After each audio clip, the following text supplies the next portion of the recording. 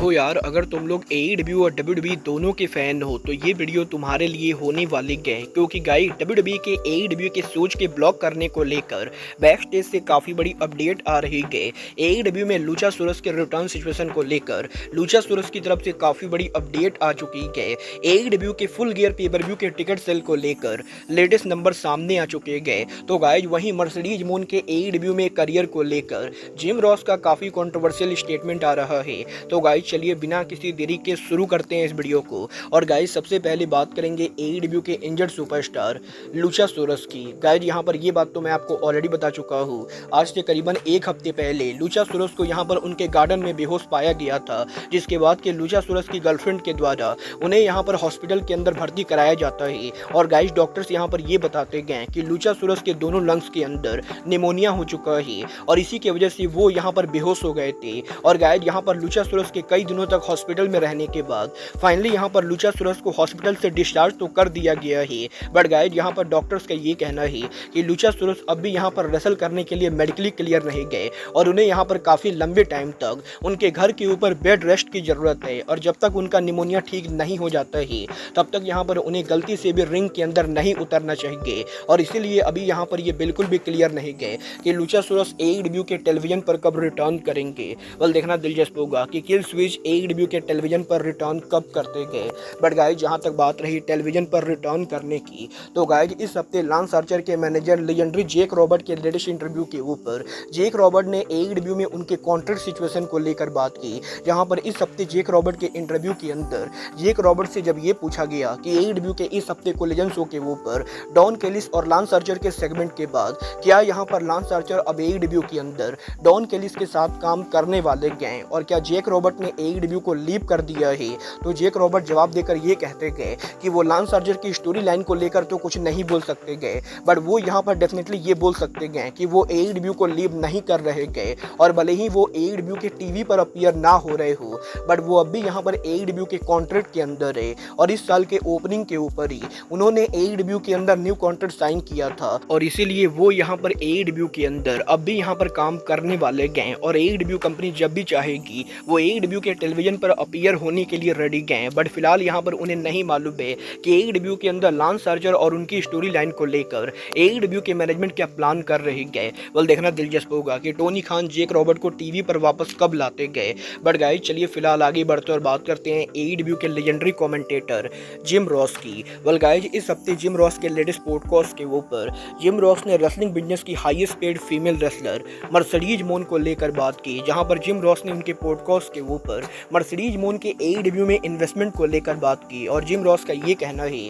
कि वैसे तो वो मर्सिडीज मून को काफ़ी ज़्यादा पसंद करते गए और इस बात में कोई भी शक नहीं गए कि मर्सिडीज मून रेसलिंग बिजनेस के अंदर arguably one of the all time biggest name है। बट गाइस यहाँ पर जिम रॉस ये बिलीव करते गए कि एईडब्ल्यू के अंदर जितना पैसा देकर मर्सिडीज मून को लाया गया है, मर्सिडीज मून एईडब्ल्यू के लिए उतनी बड़ी नीडल मूवर शामिल नहीं हुई गए। और अभी तक मर्सिडीज मून ने एईडब्ल्यू के अंदर एईडब्ल्यू कंपनी को ये प्रूफ नहीं किया है कि वो यहाँ पर इतना ज़्यादा पैसा क्यों डिजर्व करते गए। और एईडब्ल्यू के अंदर अभी तक मर्सिडीज मून ने जिन भी स्टोरी लाइन में काम किया है, जिम रॉस उनको देखकर बिल्कुल भी इंप्रेस नहीं गए और वो अभी ये वेट कर रहे गए कि मर्सिडीज मून एईडब्ल्यू को ये प्रूफ करे कि वो यहाँ पर इतनी ज़्यादा सैलरी लेना डिजर्व क्यों करती गए। और कुछ इस तरीके से जिम रॉस के द्वारा एईडब्ल्यू के अंदर मर्सिडीज मून के इन्वेस्टमेंट के ऊपर सवाल उठाया गया है। वेल गाइस आप लोग जिम रॉस से एग्री करते हो या नहीं, आप लोग मुझे कमेंट करके बताएंगे। बट गाइस जहां तक बात रही इन्वेस्टमेंट करने की, तो गाइस इस हफ्ते एईडब्ल्यू ओरिजिनल डार्बी एलन के लेटेस्ट इंटरव्यू के अंदर डार्बी एलन ने एईडब्ल्यू में उनके सैलरी और फ्यूचर को लेकर बात की। जहां पर डार्बी एलन का ये कहना है कि वो यहाँ पर भले ही एईडब्ल्यू कंपनी के one of the highest paid wrestler नहीं गए, बट उन्हें यहाँ पर इससे कोई भी फर्क नहीं पड़ता है, क्योंकि वो ये बिलीव करते गए कि एईडब्ल्यू कंपनी की वजह से वो यहाँ पर आज एक फाइनेंशियल स्टेबल लेवल के ऊपर है। और एईडब्ल्यू को ज्वाइन करने से पहले डार्बी एलन जब इंडी रेसलिंग के ऊपर काम करते थे तो वो यहाँ पर इतना पैसा भी नहीं कमा पाते थे कि वो उनकी फैमिली की मदद कर सके। और इसी रीजन की वजह से डार्बी एलन के फादर के काफ़ी ओल्ड होने के बाद भी उन्हें यहाँ पर काम करना पड़ता था। बट जिस दिन डार्बी एलन ने एईडब्ल्यू को ज्वाइन किया उसके अगले दिन ही डार्बी एलन ने उनके फादर से उनके काम को छोड़ने को लेकर बात की। और यार यहाँ पर डार्बी एलन इस चीज़ को लेकर काफ़ी हैप्पी गए कि एईडब्ल्यू कंपनी की वजह से वो यहाँ पर उनकी फैमिली के टेक ओवर कर पा रहे गए और उन्हें यहाँ पर इस उम्र के ऊपर उनके फादर से पैसे लेने की ज़रूरत नहीं गए। और डार्बी का ये ये कहना है कि AEW उन्हें जो भी पैसा दे रही गए वो यहाँ पर उससे पूरी तरह से हैप्पी गए और वो यहाँ पर इसी रीजन की वजह से AEW कंपनी के साथ 100% लॉयल रहना चाहते गए। और भले ही AEW उन्हें हाईएस्ट पेड रेसलर ना बनाए बट वो यहाँ पर AEW को छोड़कर कहीं भी नहीं जाने वाले गए।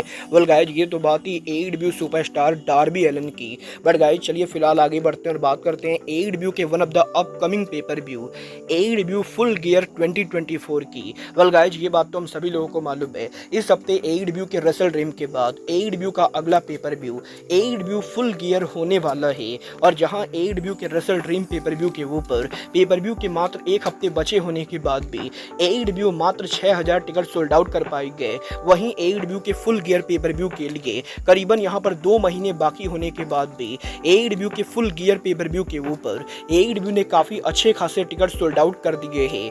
गाइज यहां पर इस साल AEW का full gear pay per view AEW 23 नवंबर को करेगी, जहां पर यह पेपर व्यू प्रोडक्शन सेंटर के अंदर होने वाला है। और न्यूयॉर्क में AEW के इस पेपर व्यू की ओवरऑल कैपेसिटी AEW कंपनी ने करीबन यहां पर 5794 के बराबर रखी गए। यहां पर 5794 टिकट में से AEW कंपनी ने करीबन 5000 टिकट सोल्ड आउट कर दिया है।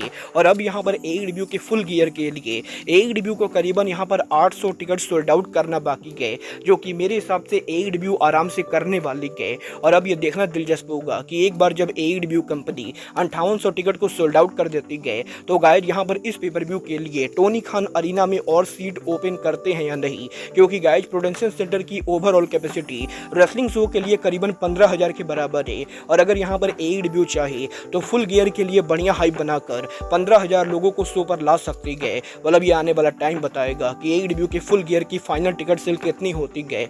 बट गाइज चलिए फिलहाल आगे बढ़ते और बात करते हैं WWE के AEW के सोच को ब्लॉक करने की। वेल गाइज ये बात तो मैं आपको MLW के डॉक्यूमेंट्री में ऑलरेडी बता चुका हूँ कि WWE कंपनी USA के अंदर काफ़ी बार दूसरी रेसलिंग कंपनीज को बड़े बड़े अरीनाज में सोच करने से ब्लॉक करते गए। और 2019 के अंदर WWE ने NJPW को मेडिसन स्क्वायर गार्डन में शो करने से ब्लॉक करने की कोशिश की थी। तो वहीं WWE कंपनी ने AEW के फाउंडेशन के बाद AEW कंपनी को हमेशा के लिए मेडिसन स्क्वायर गार्डन से बैन कर दिया है। बट गाइज अब यहाँ पर इस हफ्ते WWE के USA के डिफरेंट अरीनाज में AEW के ब्लॉक करने को लेकर एक बड़ी इंटरेस्टिंग न्यूज सामने आ रही है। गाइज यहाँ पर इस चीज को लेकर रिपोर्ट आ रही है कि WWE कंपनी यहाँ पर जिस अरीना के अंदर भी उनका शो करती गए, WWE उस अरीना के अंदर अरीना से एग्रीमेंट करती गए कि WWE के शोज के होने से करीबन 2 महीने पहले उस अरीना के अंदर AEW का कोई भी शो नहीं होगा। और WWE के शोज के होने के 3 महीने तक उस अरीना के अंदर कोई भी शो AEW नहीं करेगी। और बेसिकली WWE कंपनी 90% जिन अरीनाज के अंदर उनके शो को करती गए, WWE बेसिकली उन अरीनाज के साथ ये एग्रीमेंट करती गए कि WWE के शोज के होने के 2 महीने पहले तक AEW कंपनी उस अरीना के अंदर उनका शो नहीं कर सकती गए। तो वहीं WWE के उस अरीना में शो होने के 3 महीने बाद तक AEW कंपनी उस अरीना के अंदर उनका शो नहीं करेगी। और गाइज USA में 90% अरीनाज के अंदर WWE के इस एग्रीमेंट की वजह से ही काफी सारे अरीनाज में AEW चाह कर भी शो नहीं कर पा रही गए, क्योंकि उन्हें यहाँ पर यह वेट करना पड़ता है कि WWE के शो के होने के 3 महीने के बाद वो उस अरीना के साथ नेगोशिएशन करेंगे और WWE के शो के होने के 2 महीने पहले वो उस अरीना के अंदर उनके शो को कर सके। और कुछ इस तरीके से लगातार WWE के द्वारा डिफरेंट वेन्यूज में AEW के बैक टू बैक शोज को ब्लॉक किया जा रहा है।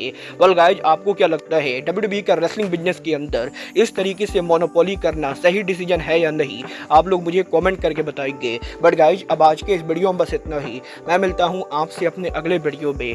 बट गाइज तब तक के लिए good bye, good night and bang.